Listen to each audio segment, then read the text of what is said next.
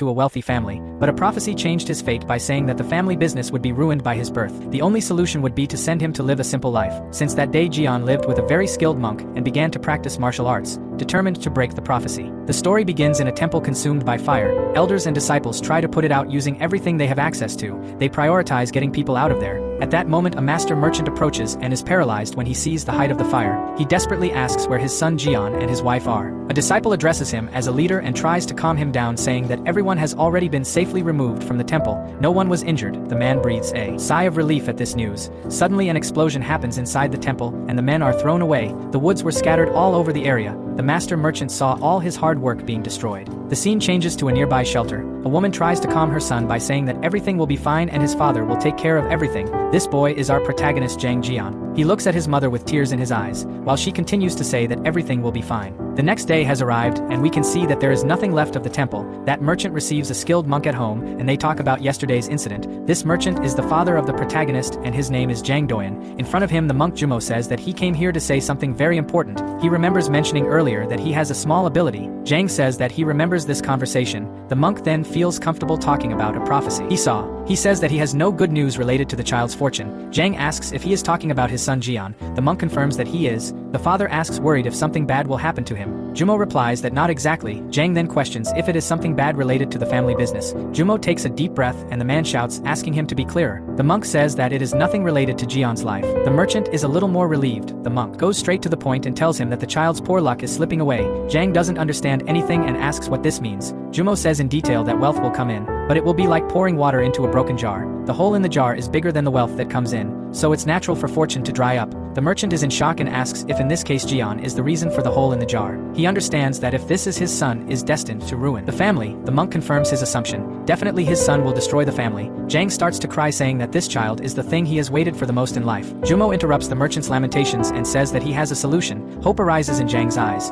The monk says that if he entrusts the child to a high monk of great virtue and makes him learn to live a simple life, it is possible to at least partially block the hole in the jar. Zhang asks if this is true and says that Jian is his precious only son, so he doesn't intend to let the boy become a monk and end the family lineage. Jumo laughs at this answer and says he didn't come here thinking about turning his son into a monk. The goal is just to form his character, and after he turns 18, he won't have any more problems. Zhang asks if he's telling the truth. The monk replies yes and then jokes, saying that it is quite ironic for a monk to advise not to become a monk. The merchant also laughs and says that it makes him relieved. Jumo clarifies that he knows a suitable place to entrust the child and can pick him up when the time comes. Zhang replies that he is trusting him and thanks him. The monk says that there is no reason to thank him. All this is thanks to his kindness and they will always help him. After the conversation, the two recite some sutras. A few days pass and Jumo returns to the palace. The protagonist is held by disciples and dragged to the carriage, but he refuses to leave. The mother cries desperately, saying that Jian is only 8 years old. It is not fair that he grows away from her. Zhang tries to convince his wife that he is the best for his son. Meanwhile, Jian continues to try to free himself from men.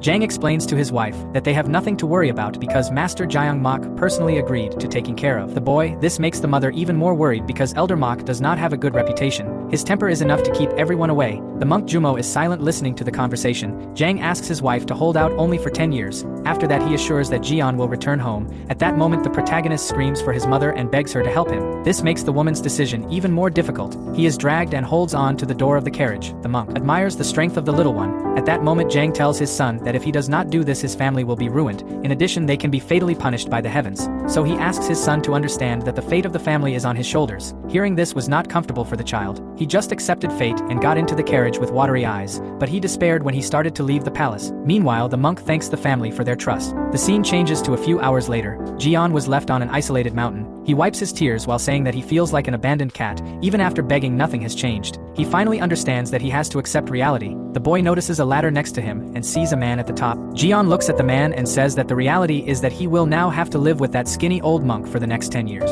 A few minutes later, the two greeted each other and Jian sat while his master took care of the garden. The boy didn't seem happy as he remembered his father's words about his fate being cursed and that it would ruin the family. Jian feels guilty and tells himself that he doesn't want his family to be harmed. His biggest fear is that some divine punishment will fall on his parents and they will be murdered. Thinking about it, the boy says that he will be content to spend 10 years here with Monk Mok. He doesn't think it will be as bad as it seems. Meanwhile, the man continues to take care of his plants without paying attention to the child. On the other hand, Jian gets bored and says he needs to do something. He looks around and has an idea. the protagonist quickly grabs a broom and starts collecting the leaves on the ground. The monk Mok asks why he is sweeping the leaves when they will accumulate again. Jian replies that he is doing it because he felt like it. The man then replies that it won't work. There's no point in trying to impress because he won't teach martial arts. The protagonist thinks the bald man is crazy and immediately says he doesn't want to learn any of this and isn't even trying to impress. Mok feels that Jian is just playing hard and says that he is typical of a merchant's son. Then he says again that he has no intention of teaching him Shaolin martial arts. This insistence makes the protagonist angry, and he seriously says that he didn't come here to learn martial arts. The answer bothers the man, and he feels that he is being belittled by the brat. The monk Mok does not like to deal with people, and thanks to this he spent 30 years living alone on this mountain. He also refused to accept disciples claiming that he was a nuisance and that he did not have enough skill to teach. This lasted for many years,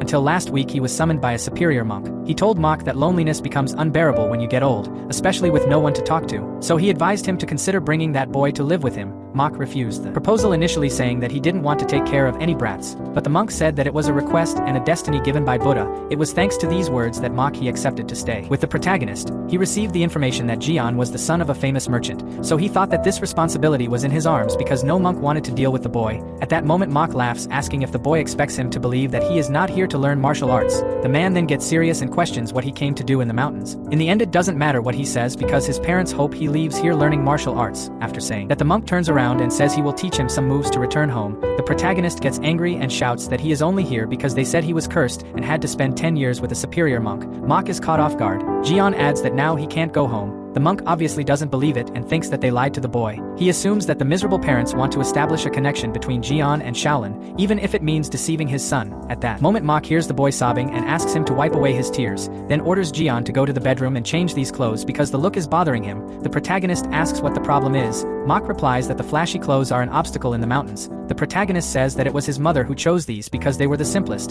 The monk tells him to stop arguing and go change. Minutes later we see a table with leaves and some grains. Jian has already changed his clothes and asked if this is the food. Mok replies yes. In temples the rule is to avoid the use of fire. Eating food touched by fire can make the person's temper become violent, and a monk would not be able to maintain discipline. Bro, how was the date? Extra fun. जब मैंने movie और dinner का plan करा, So smooth. क्या बात है? and finally जब उसने मेरे ट्रैवल वीडियोस देखे, तब उसने बोला So stunning. थोड़ा एक्स्ट्रा होना तो बनता है, जब ये एक्स्ट्रा है। Moto G35 5G extra है। Hello, Moto.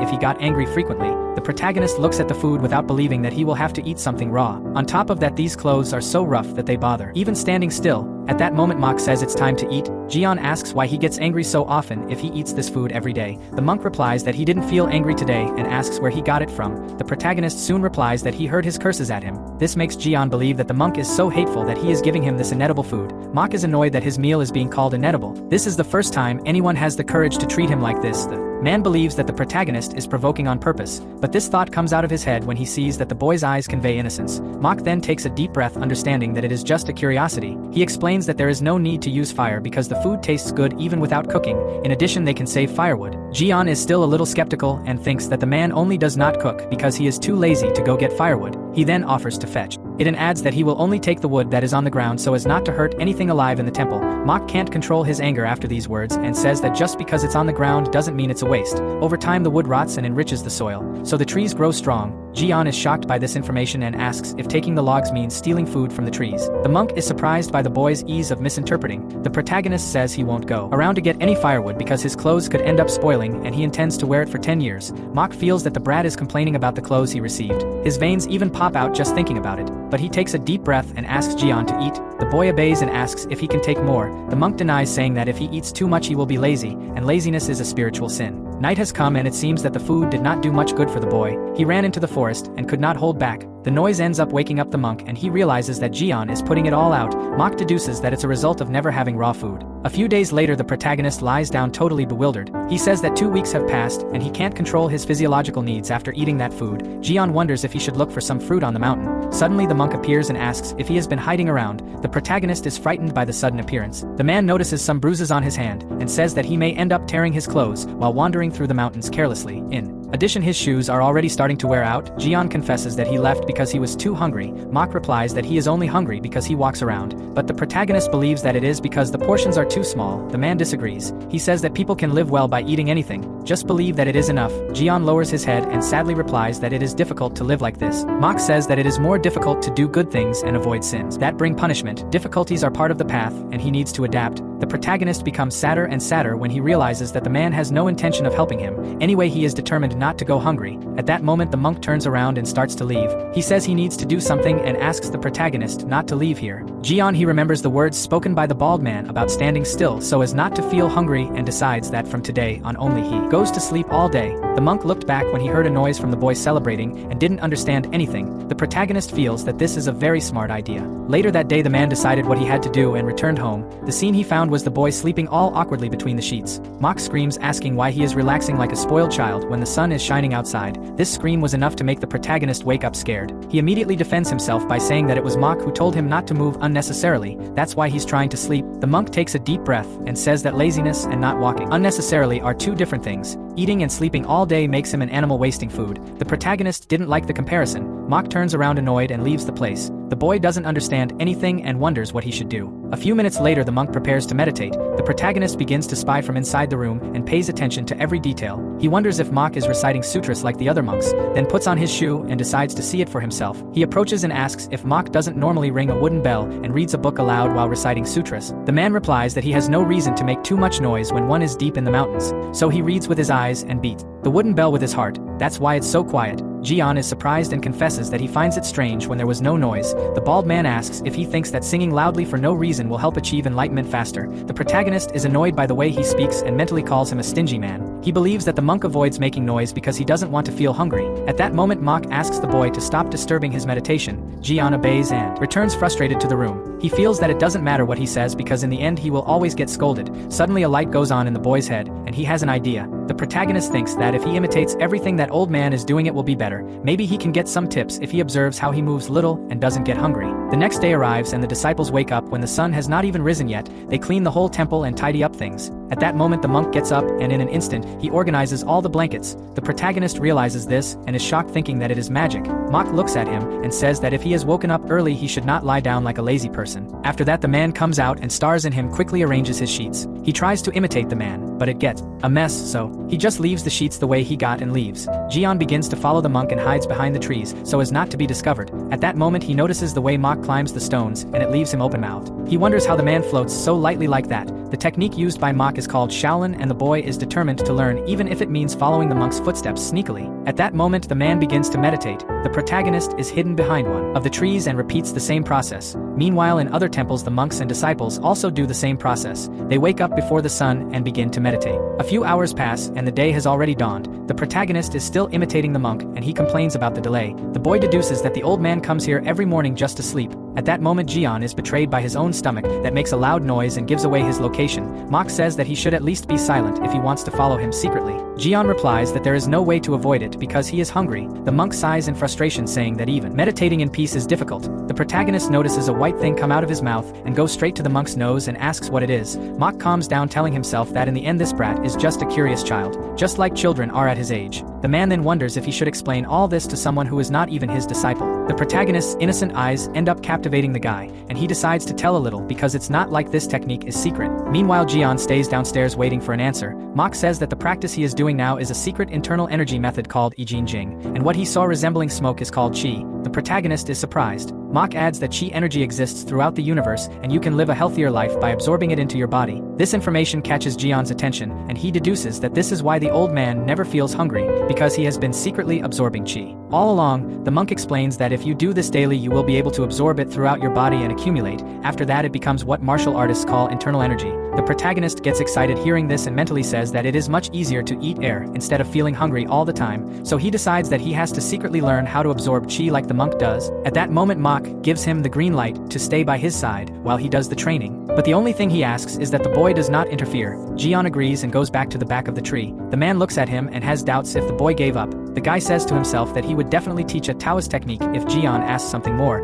but it seems that he is satisfied. The monk then goes back to his training while the protagonist tries to learn how to absorb qi. A while later the sun starts to get stronger and the monk understands that it is enough for today. He gets up and sees that the protagonist is still there. Mok is surprised to see that Jian has perfectly executed the lotus position. It is a difficult position even for novice monks and they usually cannot stay for half an hour, but the protagonist is like this for 2 hours, which is impressive. He observes how the boy is concentrated. Minutes later they walk towards the house. The protagonist can barely walk and complains that his legs are hurting. He does not accept that an old man is fully intact after doing the same treatment. In addition, it seems that the monk floats instead of walking. The boy wonders scared if this bald man can be a ghost. Suddenly Mok interrupts his thoughts and tells him to walk faster. Jian obeys and continues to admire the way the man walks, without moving his arms and with a lightness in his feet. The protagonist comes to the conclusion that Mok moves like this to avoid getting hungry. They finally get home and start eating. The protagonist thinks that today was a very good day to collect information. Before he hadn't noticed much that the bald man doesn't waste movements in his daily actions. He spends his energy as little as possible, totally different from the employees that Jian remembers seeing in his house.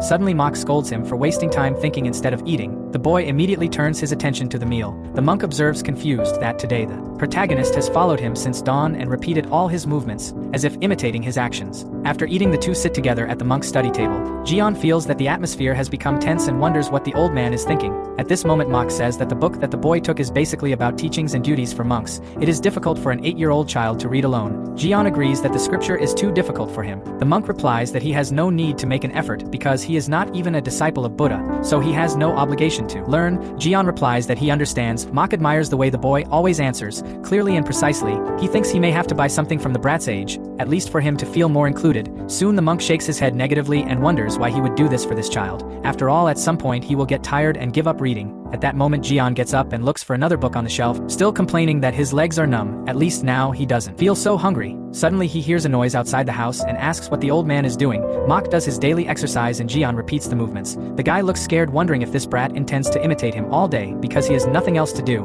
Mok decides to make it difficult to see how far he can go. Jian loses his balance a few times because the master's movements are slow and on the first attempt he falls to the ground. Mok smiles satisfied. He already expected the boy to fail because it is useless if he just copies this training without any base. The man continues the movements while Jian stays on the ground. He says that he must study Yijinting before to be able to perform the training properly. The protagonist gets up irritated and questions if the man didn't say that it wasn't good to move unnecessarily to avoid hunger. Mok replies that this training is to keep the body healthy. It helps in the circulation of energy. The protagonist complains about not being able to keep up because he does it too slowly. The monk admires Jian's determination, but remains determined not to teach him Shaolin martial arts. He explains that there is a reason to move slowly. It is to concentrate the mind and observe one's own body. The slower you move, the more clearly you can see what is happening inside your body. Jian asks if it is really possible to see inside your body. Mok replies yes. When you take a step you observe which muscles move. You can see how your arms move and how you breathe. After getting used to it, it is easy to understand even the hair of your body. Jian does not see the importance of knowing this. The monk takes a deep breath and wonders if he will have to draw. Anyway, the man decides to simplify and says that the human body is composed of hundreds of bones, thousands of blood vessels, muscles and the 8 extraordinary meridians that serve as a source of vital energy, all connect to each other. The protagonist touches his belly and says that this is why he feels so hungry. The man realizes that in the end Jian will always find an excuse to say that he is hungry. He turns his back and says that the boy can eliminate unnecessary movements and focus more energy on the essential parts. At that moment Jian is paralyzed. He remembers that his father always said about getting the greatest effect with the least effort. Things finally make sense in his head and Jian understands that it cannot be a coincidence. He then tells the monk that he will try his hardest, which leaves the man completely surprised, and he says that if the protagonist continues like this, he may even secretly teach him some martial arts moves before sending him away. The scene changes to the main hall of the Shaolin Temple. An elder checks the notebook and says it's strange. There is little food left compared to last year. Another man agrees with him and closes the door to the warehouse. He says he has heard rumors about an increase in the number of pilgrims visiting this summer. Even so, the number of food received was few. Donations from some disciples outside the temple are missing, but he fears that it will not be enough. Everyone seems to be going through difficult circumstances. Expenses have also increased more than usual in other areas.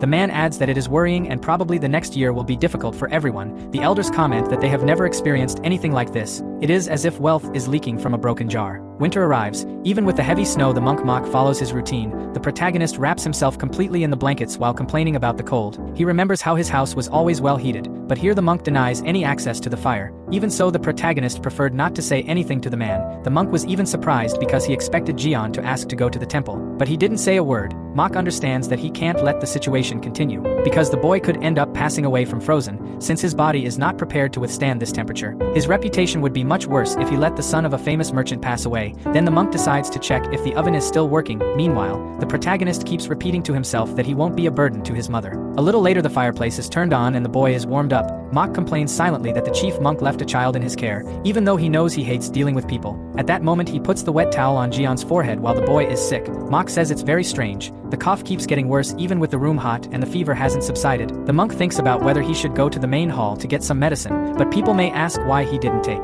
care of the boy properly. The bald man is in doubt about what to do because he has never come across a situation like this before. Meanwhile, Gain continues to get worse and coughs violently. Mok takes off his shirt and asks him to sit down for a while. The boy obeys but looks very dejected. The monk decides to heal him by infusing his internal energy. This is the last resort. Losing internal energy will delay several years of training, but he has no other option. At that moment, the monk touches the protagonist's back and begins to infuse energy. At that moment, a strong light spreads throughout his body and he feels difficulty entering the boy's body. This happens because Jian has not learned any internal energy technique, so his meridians are not fully open. There is no other option but to force. The protagonist begins to receive the energy. This process is equivalent to 10 years of I Ching Jing training. It's as if he has taken the elixir of life. Suddenly, Jian feels a very strong pressure inside his body and screams. Mok believes that it will be more difficult for the protagonist to learn other internal energy techniques later. A few hours pass. The protagonist rests on the bed while being watched by the monk. Fortunately, it was a success and now the boy will only have to recover. Mok says that at the very least this brat will not get sick for decades.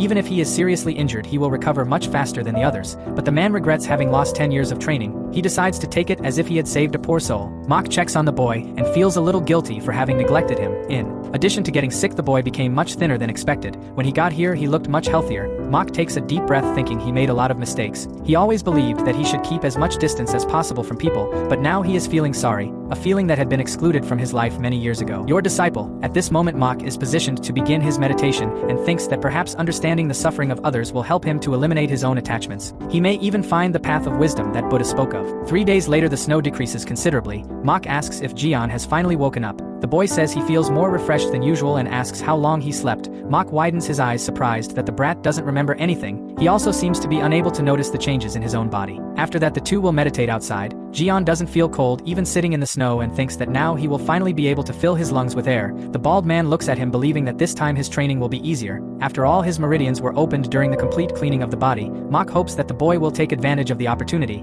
Anyone would have spent a fortune for it. At that moment, Jian follows the monk's movements, hands on his knees with palms facing up and inhaling slowly through his nose. The boy remains determined. On the other hand, the monk thinks that if he taught martial arts now, this brat could become a very skilled warrior, but he soon tells himself that this thought is useless. To do so, he has to teach as a lay disciple and get the permission of the head monk. In addition, he believes that the protagonist's physique is not suitable for martial arts. These thoughts end up distracting the monk throughout the training. A few days later, the protagonist continues the usual training. Suddenly, he feels a slight tingling in his nose and abdomen when he inhales. The boy realizes that he is finally gathering energy. He smiles, saying that it was worth following the master. At the end of the afternoon, the monk approaches to see how the brat is doing and notices that he seems excited. In addition, the bald man felt a different energy in today's training. This makes him think that the protagonist may have learned the Dantian breathing technique. The monk quickly jumps from the stone in disbelief. He says that there is no way the brat can do this on his own since he never learned. It is probably the energy of his own cultivation that is still circulating in the environment, but as soon as he lands on the ground, this thought disappears. The man feels his body heavy and assumes that it is from the loss of the 10 years of internal energy at once. He passes by the protagonist and says that is enough for today.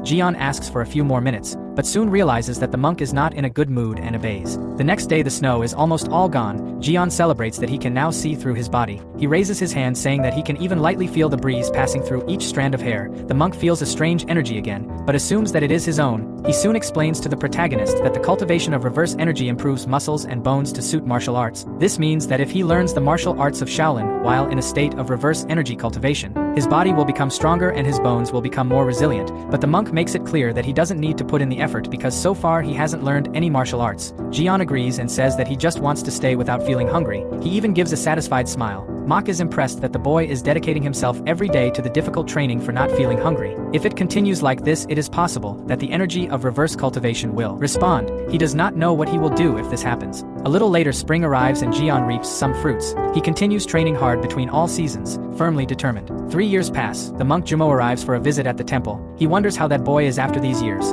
The monk is soon greeted by some disciples of the main temple. They both greet each other and Jumo says that he came to see Guang Yun. The men are surprised, thinking that this monk must be very important to be friends with the chief monk. One of them runs and says that he is going to call the master. The other invites Jumo kindly to come in. The monk enters and the first thing he notices is that things look bad. He asks what happened for the place to be so degraded and why no one is repairing these towers. The disciple replies that in fact they have already made several attempts to fix the towers, but nothing went right. Jumo is frightened and asks what he means by this. The disciple confesses that the finances of the Shaolin Temple are in a precarious situation right now. The scene changes to Jumo talking to the chief monk. The man tells that recently the Shaolin Temple has gone through hard times. They are not even able to spend on tea, so they are using a low-quality one. Jumo is surprised because he knows that the head monk has never denied a good tea, even in hard times. He asks if that's why the towers haven't been repaired. The chief monk replies that there's no point in fixing them because they keep crumbling incessantly. In the last 3 years the inner courtyard has been almost abandoned. Suddenly Jumo remembers something and asks if it could be that. He takes a look at the temple and realizes that it's been 3 years since he brought Jian to the Shaolin Temple. The monk wonders if the boy's bad luck could affect this place. It's a bit absurd to think that because this is the renowned Shaolin Temple, in addition the protagonist was not even accepted as a disciple. He just came to the nearby mountain to be taken care of, so it doesn't make sense that the Shaolin Temple is collapsing because of him.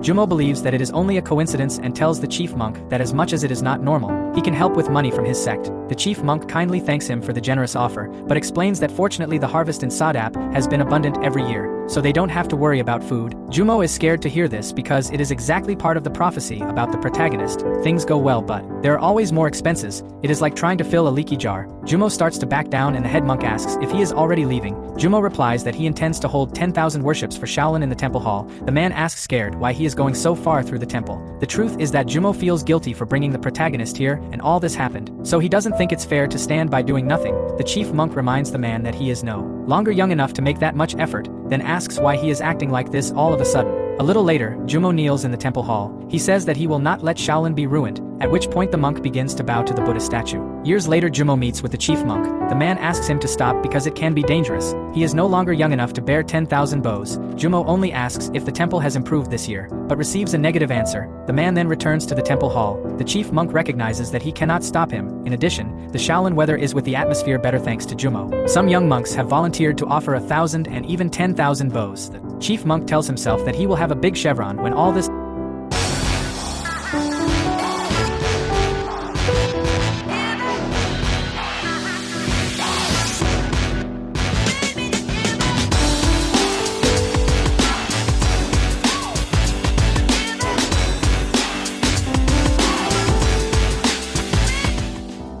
is over, then turns to his disciples and says that they need to work hard so that Jumo doesn't come next year. The scene changes to the protagonist, who is 15 years old. Mok asks unsatisfied what is this. Jian replies that it is breakfast. The monk looks carefully at the leaves and grains on the table. He finds everything very organized and soon questions what the leaves are. Jian replies that it is amaranth. Mok finally finds a defect and asks why they are cut like this. Jian says it's because he found it more beautiful. In addition, he removed the inedible parts and the ones that the insects ate. That's why this shape. Mok takes a deep breath and confesses that the boy is talented. He even lined up the grains of rice one by one. Then the monk complains that his indigestion lately is because he can't taste the food when it's perfectly prepared. That's the best way to complain and praise at the same time. The protagonist refuted the man's answer by saying that it was he himself who said that the food should be well organized to look natural. The monk doesn't like to have his words used against himself. It seems that this boy is growing smarter and smarter. He then tells the protagonist that it's better to eat because he doesn't feel like arguing with a brat today. Jian gives a satisfied smile and says to enjoy the meal. A little later, the mock monk walks around outside the house for a while and looks up feeling a tense atmosphere.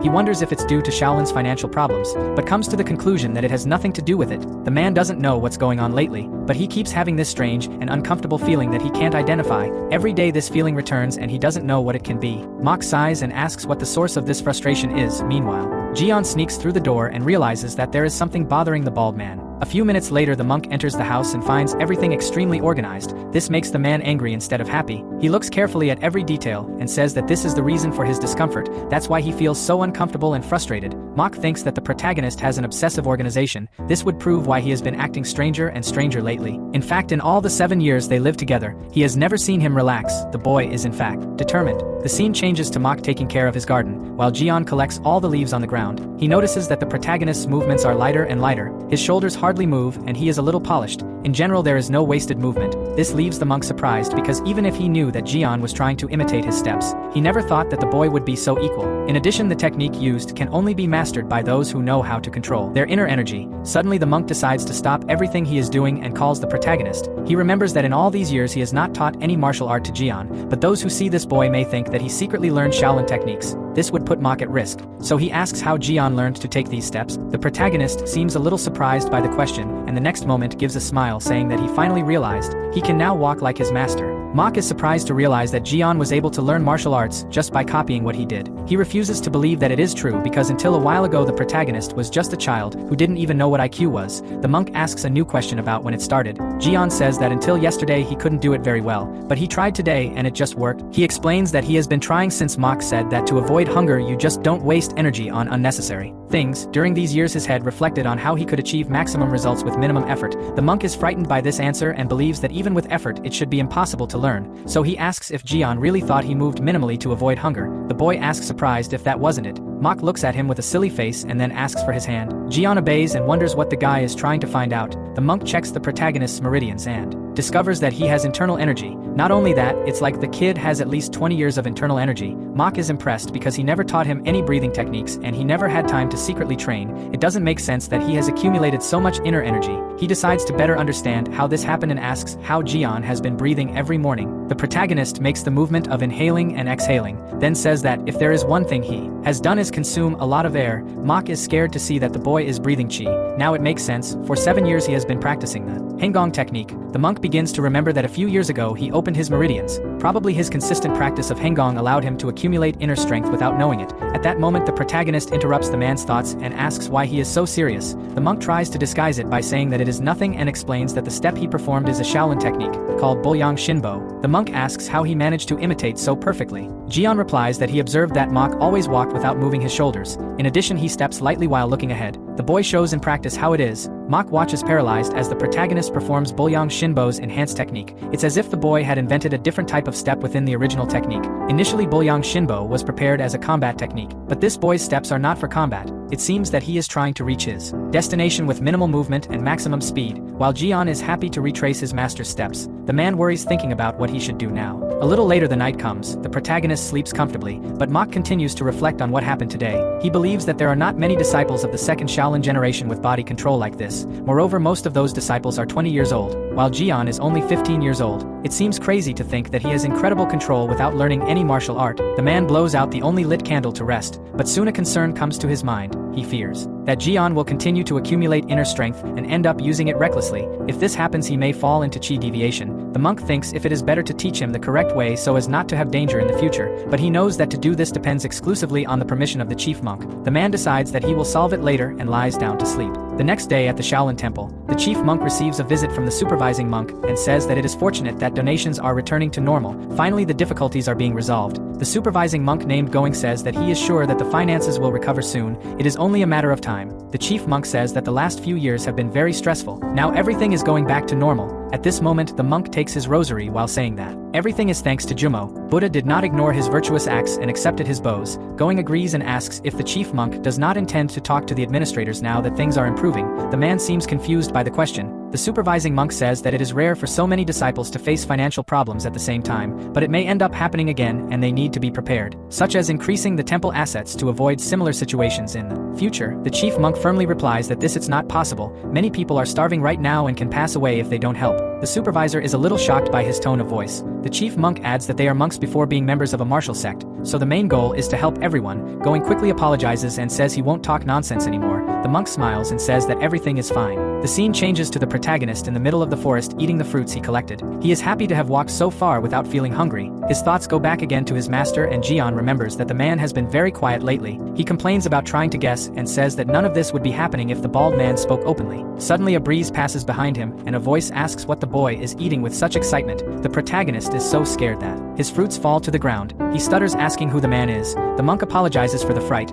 Meanwhile the protagonist stays on the ground with his face scared because he did not feel the presence of this man. He notices his clothes and deduces that he is from the Shaolin temple. Thinking about it the boy decides to politely greet the man and introduces himself as Jian, then says that he lives with the monk Mok. The guy asks surprised if he lives with Mok. The protagonist questions if he knows him. The man observes the boy's clothes and says that it really makes sense for him to live with Mok. In the next moment, he confesses to Jian that he has seen him several times. This leaves the boy surprised because he doesn't remember the monk. The guy asks if it wasn't him who was eating some mountain fruits a few days ago. He remembers seeing the boy use the Yangjosu technique to get the fruit, then he used the Kpolyang Shinbo step technique. The monk wonders if Mok taught these movements, but remembers that he does not accept any disciple. Of all this, the most surprising thing is to know how the boy managed to live with someone as strict as Mok for 7 years. The protagonist asks if the man also finds his master strict. He confesses that it was very difficult when he arrived here. In fact, Mok scolds him to this day. The man laughs and says that Mok really is like that, but Jian is confused and asks who he is after all. The monk realizes that he has not introduced himself so far and says that his name is Hong O. His level is higher than that of the current head monk of the Shaolin Temple. After the introduction, he asks if the protagonist is a disciple of Mok. Jian immediately denies it and says that they only live together. Hong says that this is strange because he is sure he saw him wearing Bolyang Shinbo a short time ago. The protagonist replies that he heard Mok say the same thing, but he doesn't even know what it is. The monk is surprised and asks if he doesn't know it's a martial art. Jian replies that he's never practiced any. Hong says it's strange because he clearly mastered martial arts, then asks to see his hand. The man tries to look at the protagonist's meridians, but it doesn't work very well and he feels a very powerful force blocking his internal energy. Hong tells himself that this is admirable for someone his age. On the other hand, Jian can't stand showing his hand to these bald men anymore. A few minutes later they continue talking. Jian reports that Mok said there was something strange about him and feared that something serious would happen, but he doesn't know what it could be. Hong shakes his head negatively, saying that it could be a calling. It could be yes and it could be not. This answer left the protagonist more confused than at the beginning. He asks what he should do now that there are only 3 years left. Hong asks scared what will happen in 3 years. He asks for the full story and says that maybe he can help him. Jian feels safe and tells him that he has been away from his family for almost 10 years thanks to his bad fate.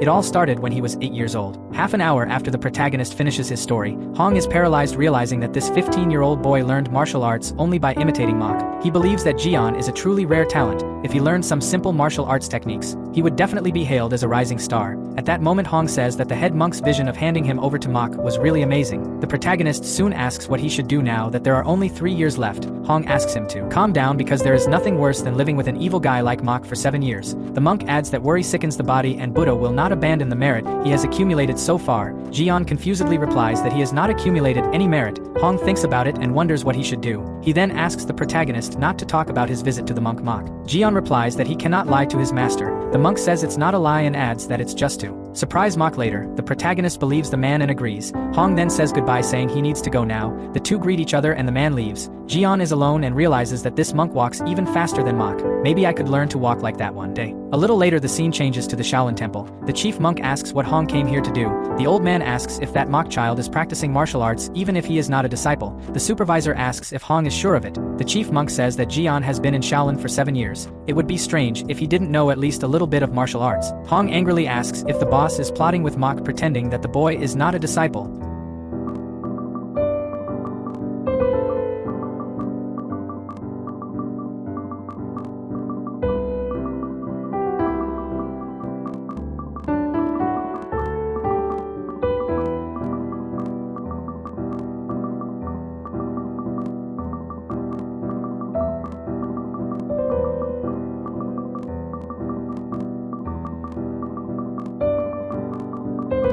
The monk replies that he has no reason to lie, but Hong disagrees and says that that boy knows the Yangjosu and Bolyang Shinbo techniques. This information catches the chief monk and the supervisor off guard. The boss asks with fear if Hong is talking about Shaolin's secret techniques. The supervisor says that if this is true, it is very dangerous. After all, that boy is not even a disciple. It is against the rules to teach the secret techniques of Shaolin to a child like that. The chief monk takes a deep breath and says that he is sure that Mok would not do that. Then there must be some reason. Hong asks if they think he's lying. The guy says he saw it clearly with his own eyes, so just make Mok kneel down and see if it's true or not. The men are surprised by Hong's violent way. The chief monk calmly replies that he will solve the matter and asks if the guy has anything else to say. Hong laughs and says that the monk is very smart. He then says that he has recently made a breakthrough and needs the Jade Buddha staff. The supervisor is surprised by the man's audacity. The chief monk immediately replies that it is not possible and adds that it is good for him to be aware of the significance of the sacred Shaolin relic. Hong doesn't take the answer very well and gets angry, asking if they are saying that his advancement is not worth it. The chief monk stands firm in his decision and asks if the guy intends to go over the will of his predecessors,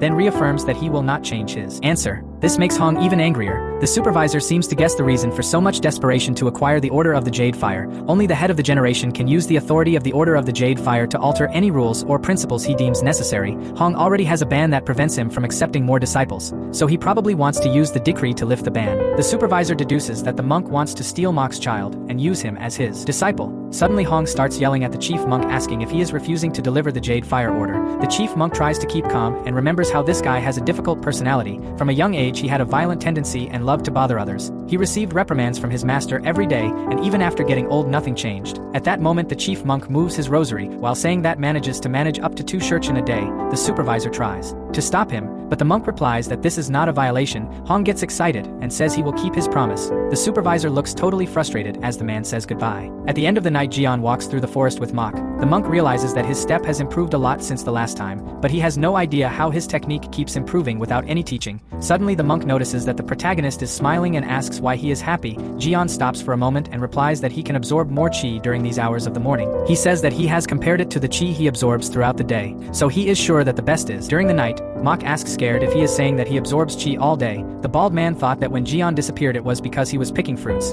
The protagonist replies that initially he thought he could only absorb qi if he did the lotus position, however he found that he can also absorb even while folding the blankets or sweeping the yard. Mok asks if he always maintains this breathing technique. Jian asks confused if he can't. The monk knows that practicing this breathing throughout the day is usually so boring that without focus there is no way to store it, so he always thought it was impossible to store qi during daily chores. But this would explain how the protagonist has so much energy internal. The monk then tells the boy that doing the technique recklessly will not increase his martial arts skills. Jian soon replies that he has not learned any martial arts. Mok asks surprised if he knows that trying to store qi constantly will not produce significant results. The protagonist replies yes, he only does this during the day because he has already gotten used to it. Mok starts to sweat cold, realizing that the protagonist does not understand the danger he is in. If he keeps accumulating internal energy without control and tries to use it in a clumsy way, it can result in a deviation of qi. Meanwhile Jian looks at him without understanding anything. The next day the two wake up early and go to training. Mok observes Jian and tells himself that he is afraid that someone will find out about it. He has no way to hide this presence for long. Thinking about it, he decides that telling the chief monk is the best choice to protect Jian. The scene changes to Hong's house. He asks one of the men why he is refusing the tea. The white-haired man is the saint of the sword.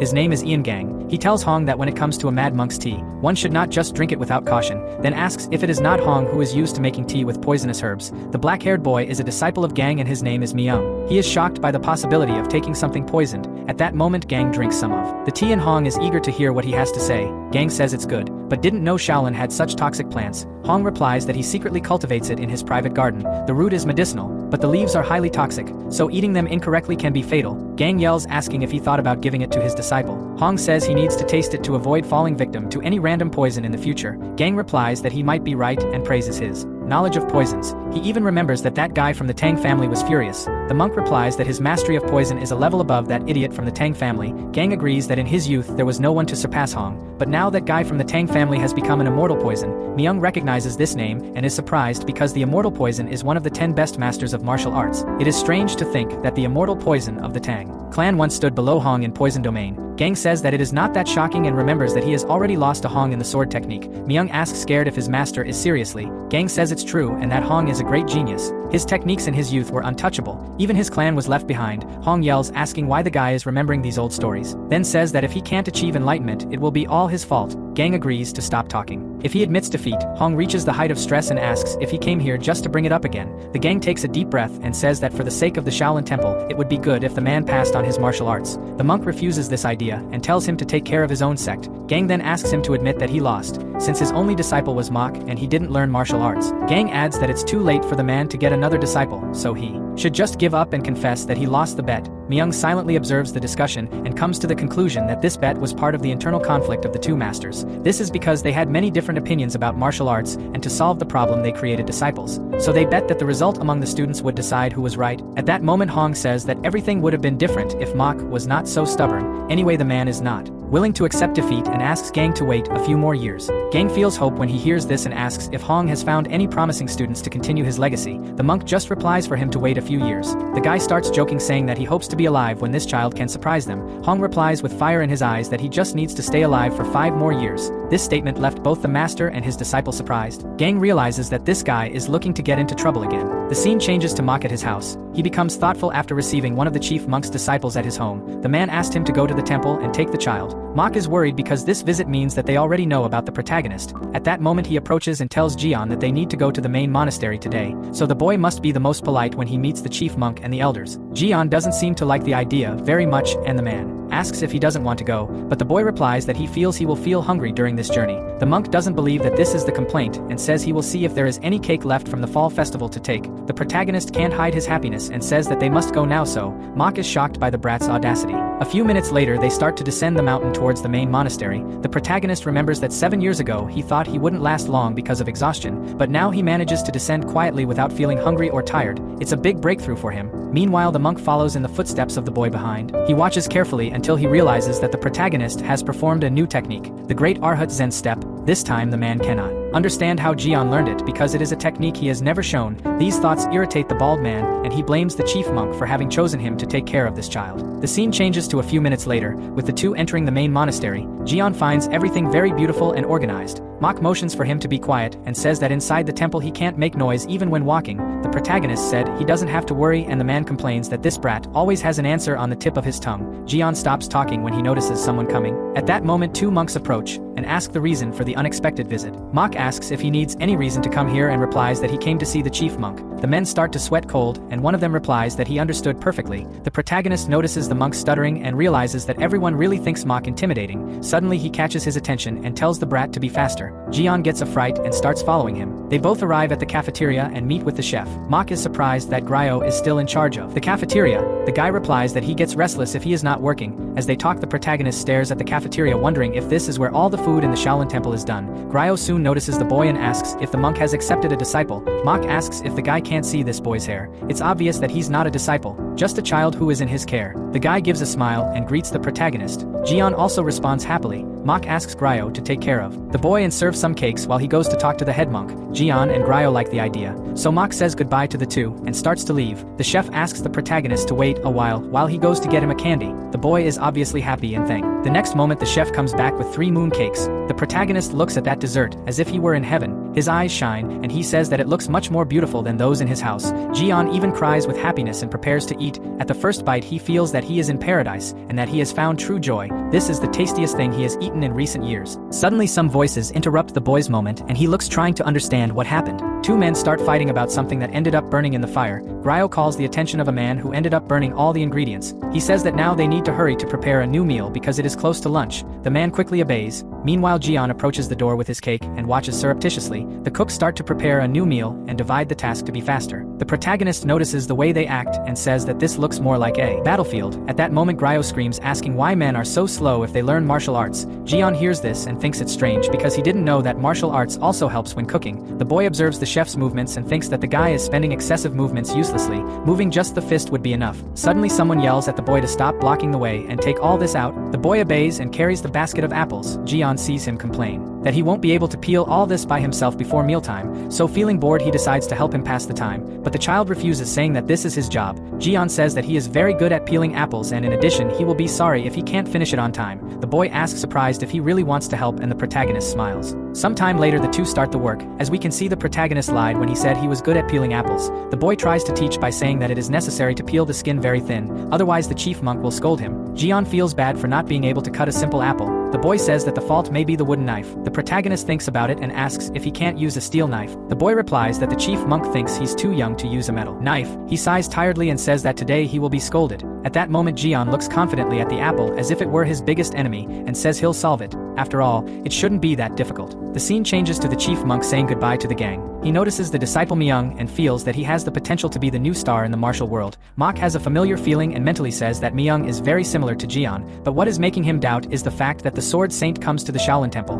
The chief monk explains that he came to visit Hong and probably brought his disciple to pay tribute. Mok says that Hong is not exactly friends with the gang to pay tribute. At that moment the chief monk notices something strange strange, and asks where is the child who asked him to bring. Mock replies that he left the boy in the cafeteria for a moment and asks if the guy has any serious matter to talk about with him. The monk replies that he was just curious. While they talk, the protagonist continues in his difficult job of peeling an apple. The head monk tells Mock that maybe it's time to take on a disciple. After all, he has been with the boy for 7 years and must have already created a bond. Mock reminds him that he was alone for years and decided not to have any students. The monk asks if he means that he will leave this child aside irresponsibly. Mock is scared by this question and believes that the master already knows that Jian is learning martial arts. Letting someone use skill without having a master is very dangerous and against the rules. He asks how the man knew. The monk replies that it's been 7 years, it's not strange. That the child has learned 1 or 2 techniques. The only problem with all of this is that he's learning the combined techniques. Mock tries to explain that he didn't teach anything, but the master points out that the skills came from him, which means he's responsible.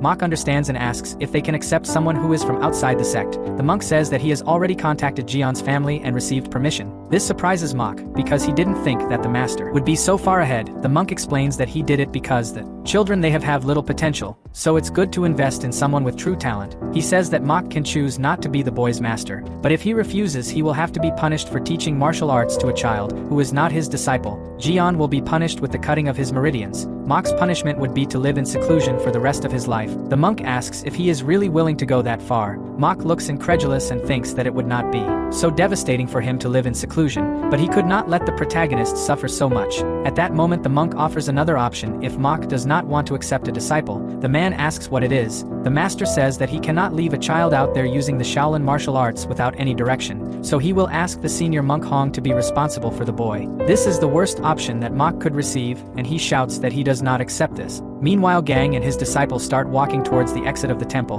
The leader says that he had another vision of Shaolin, but in fact it is just another big temple. Even so, his Wasan sect has never surpassed Shaolin even once. Myung is surprised and asks if their sect is not currently the best in the martial world. Gang laughs and explains that when people say the best, they don't include Shaolin. All 8 sects are nothing when compared to Shaolin, so they can't afford that. Myung replies that he doesn't understand how Shaolin can be the best if he currently doesn't have any exceptional talent. Gang says that's why he's worried. The disciple asks him to explain better what he is trying to say. Gang says that Myung has a talent that soon everyone will see and he will be like an incomparable figure. When that day comes he will face Shaolin, so he asks the boy to be attentive to each disciple of this temple. Myung thanks the leader for his words and says that he will never betray his expectations. Gang touches his shoulder and asks him to understand that this is also a wish of the Wasan sect. Soon they will beat Shaolin and sees Hong's face of disappointment. Gang takes a step when he suddenly feels a pressure on his body. He stops immediately and uses his ability to see who owns this aura. Gang soon finds the protagonist cutting the apples. He asks surprised if there is something like this in Shaolin, then turns his back and says he needs to see something. Myung doesn't understand anything and follows his master. At that moment he shows a perfectly peeled apple to the boy, who confesses that he has never seen anything like it.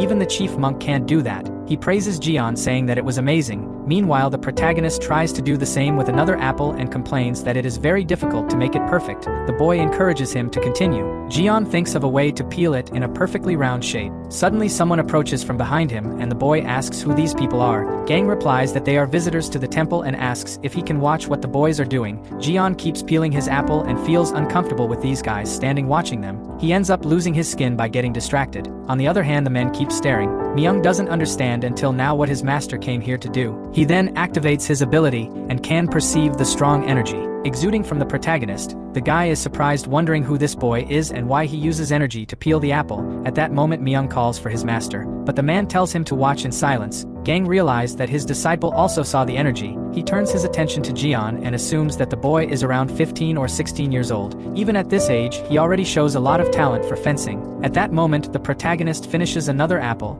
and shows it to the little companion. On the other hand, Gang feels bothered by feeling the desire for the sword in Jian. He remembers that the first time he awakened the desire for the sword was in his late teens. This boy seems to be ahead. That's why Shaolin is feared. At that moment, Gang realizes that Jian has too much hair to be a disciple. The protagonist replies that he really is not a disciple. The leader believes that the Shaolin temple still does not know the value of this boy. There is a possibility that his talent will be ignored. He decides to get closer and asks Jian to give him an apple. The protagonist obeys and the guy starts saying that they should use an apple peeler. Suddenly Gang starts peeling using his hand as if it were a blade. Jian looks impressed. While Myung comes to the conclusion that he and the protagonist are different, the disciple reflects that the boy's movements of cutting the apples are extremely unnatural. Only the fingertips and the wrist that held the wooden knife moved his body. remains without any movement. Myung believes that it can be difficult to fight against this child. At that moment Jian takes the apple from Gang and realizes that there is no mark on it. He wanted to do the same, but he doesn't remember exactly the man's movements. Thinking about it, the protagonist begins to think that there is something strange. Suddenly one of the monks comes running towards Jian and informs him that the chief monk is waiting for him. The protagonist quickly says goodbye to the men. Before he leaves, the gang leader invites him to visit the Hua sect someday. Jian agrees and says that when he goes he will teach him how to cut apples correctly. After that the boy runs towards the head monk. Gang tells himself that his real desire was to take this child as his disciple immediately, but it is impossible since he belongs to the Shaolin temple.